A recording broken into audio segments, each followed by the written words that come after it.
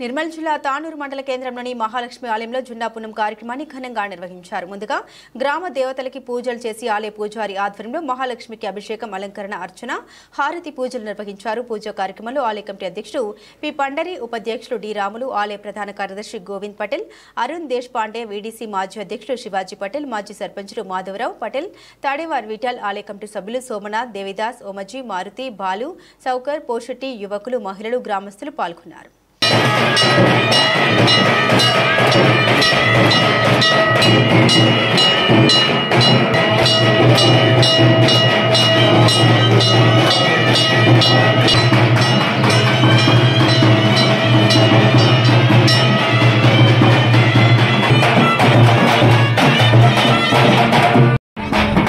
मारा मारा